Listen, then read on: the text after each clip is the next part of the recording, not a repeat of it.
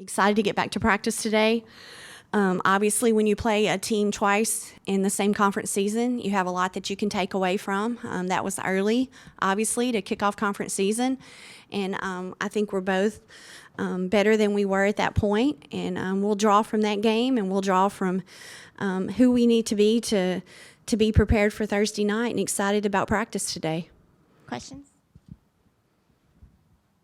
Hi, Coach. Jemiah and Brittany have become really a 1-2 punch in SEC play. What about each other's games complement the others so well? I think just their energy and effort that they bring every single day. They really feed off each other, always in the gym, always getting extra shots up.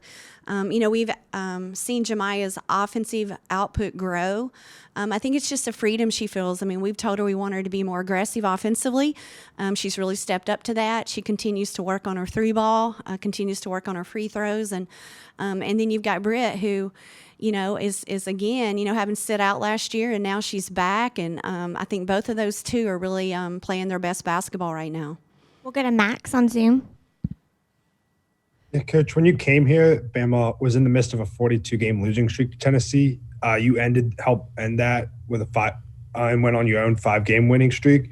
Kind of, how do you get back to that point where you guys kind of had that 5-game winning streak? And is that something maybe you look back to when you started that winning streak? How kind of do you turn the tide again?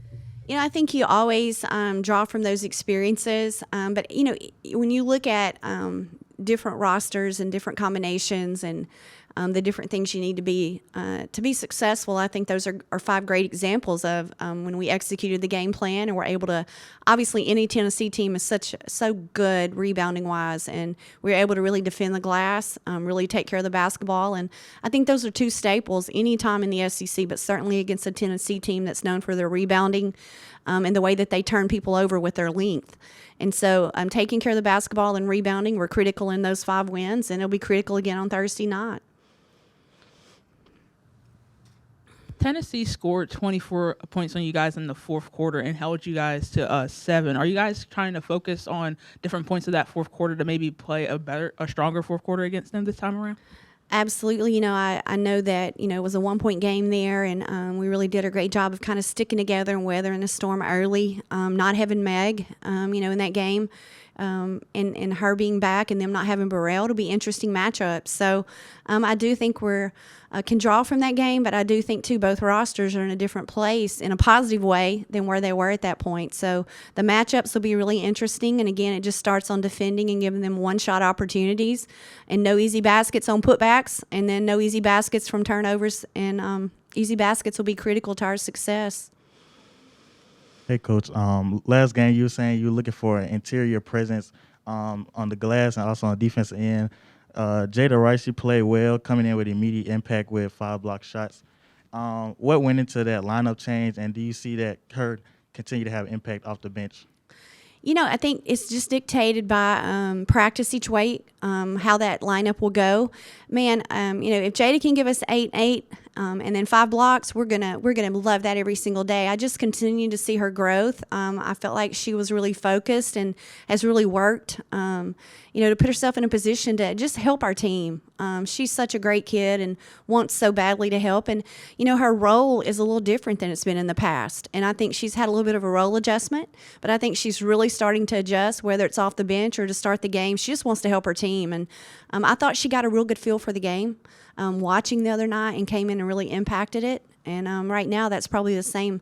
Coaches don't make adjustments when things are going better. So really proud of her, though, and who she's trying to be, her and Kyla both. Timothy on Zoom. Hey, Coach, I know you just mentioned the interior. Obviously, with Tennessee, they have Tamari Key, who leads the SEC in blocks, and Jordan Horston, who ranks 3rd in rebounds per game. So what challenge does that present to you guys? Well, it presents a lot. I think, 40% of their points come off offensive rebounds. That's an amazing statistic. So we've got to, again, I just keep talking about rebounding.